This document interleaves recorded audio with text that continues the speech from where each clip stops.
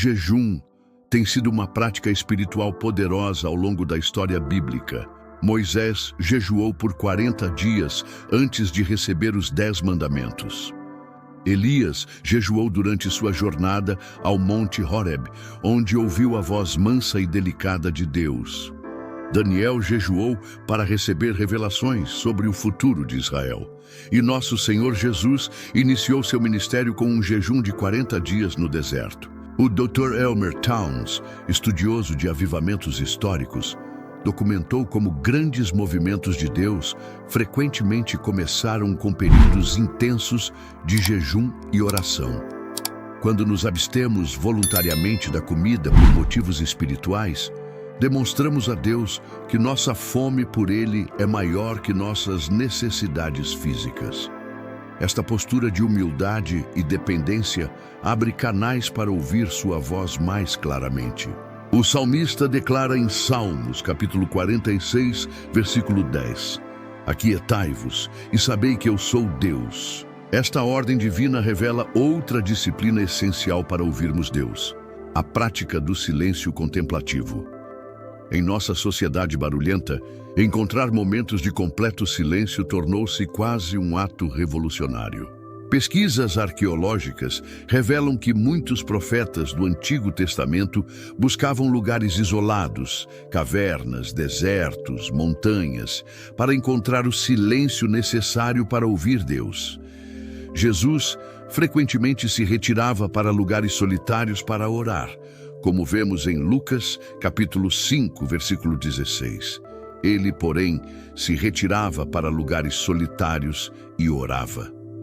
O silêncio não é apenas ausência de som, mas uma postura interior de receptividade.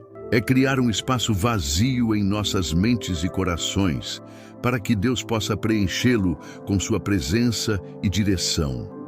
Como uma taça que precisa estar vazia para receber o vinho, nosso espírito precisa estar livre das distrações mundanas para ser preenchido com a sabedoria divina.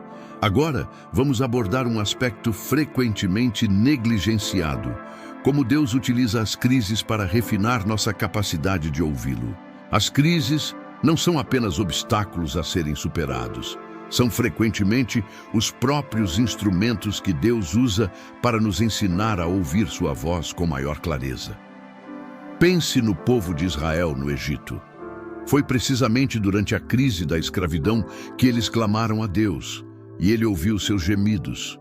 Em Êxodo capítulo 2, versículos 23 e 24, lemos: Os filhos de Israel suspiravam por causa da servidão, clamaram, e o seu clamor subiu a Deus. Ouviu Deus o seu gemido e lembrou-se da sua aliança com Abraão, com Isaque e com Jacó.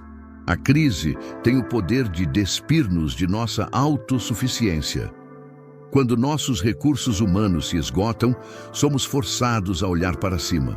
O teólogo C.S. Lewis observou sabiamente: Deus sussurra em nossos prazeres, fala em nossa consciência, mas grita em nossas dores. É seu megafone para despertar um mundo surdo. As descobertas arqueológicas em Qumran, onde os manuscritos do Mar Morto foram encontrados, revelam que muitos judeus piedosos se retiraram para o deserto durante a crise da ocupação romana. Foi nesse ambiente hostil, longe do conforto da civilização, que eles desenvolveram uma profunda espiritualidade e sensibilidade à voz de Deus. A história da igreja primitiva segue padrão semelhante. Foi durante as intensas perseguições que muitos cristãos relataram experiências profundas com Deus. Tertuliano, um dos pais da igreja, observou que o sangue dos mártires é a semente da igreja. As crises não apenas testam nossa fé, mas a purificam como ouro refinado no fogo. Uma verdade bíblica profunda é que Deus frequentemente fala mais claramente, não apesar das crises, mas através delas. Em Oséias, capítulo 2, versículo 14, Deus promete: Eis que eu a atrairei e a levarei para o deserto e lhe falarei ao coração. O deserto, lugar de privação e dificuldade, torna-se o cenário para uma comunicação mais íntima com Deus. O que isso significa para nós hoje?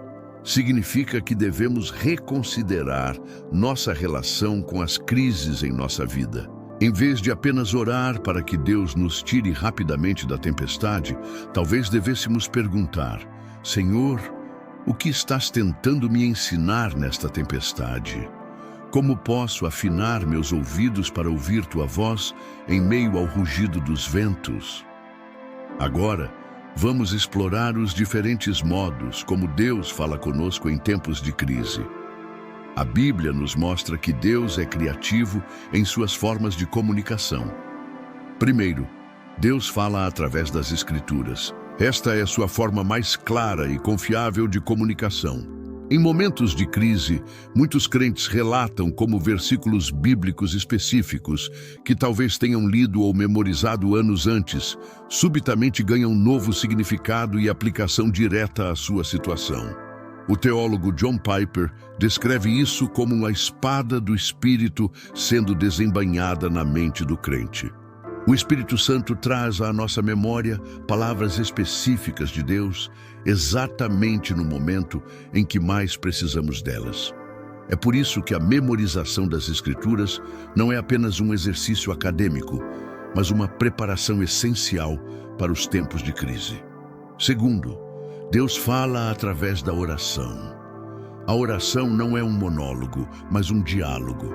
Muitos crentes, porém, passam todo o tempo de oração falando, sem nunca parar para ouvir. O grande evangelista D.L. Moody disse certa vez: ore com seus olhos abertos para as necessidades do mundo e com seus ouvidos abertos para a voz de Deus. A prática da oração contemplativa, que inclui períodos de silêncio atento, tem ajudado muitos cristãos a discernir a direção divina em momentos críticos. Não é uma técnica mística ou esotérica, mas simplesmente a disposição de esperar em Deus com expectativa, como o profeta Habacuque que declarou: pôr-me-ei na minha torre de vigia, colocar-me-ei sobre a fortaleza e vigiarei para ver o que Deus me dirá. Habacuque capítulo 2, versículo 1.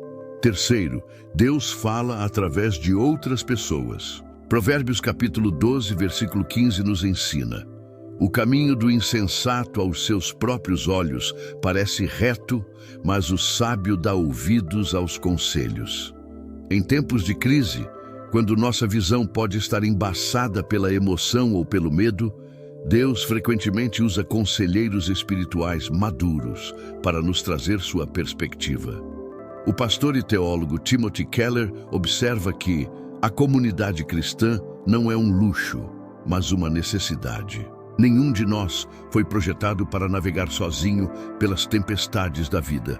Precisamos de irmãos e irmãs que possam nos ajudar a discernir a voz de Deus quando nossos próprios ouvidos estão comprometidos.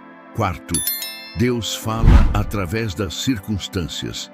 Embora devamos ser cautelosos para não interpretar erroneamente eventos aleatórios como sinais divinos, há momentos em que Deus claramente orquestra circunstâncias para nos guiar. Em Atos, capítulo 16, vemos como Paulo e sua equipe foram impedidos pelo Espírito de pregar na Ásia e posteriormente receberam uma visão que os direcionou à Macedônia.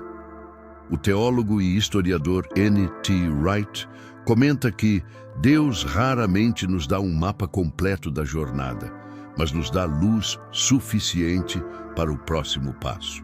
Em tempos de crise, aprendemos a confiar nessa orientação passo a passo, mesmo quando não conseguimos ver o quadro completo. Espero todos vocês no último vídeo.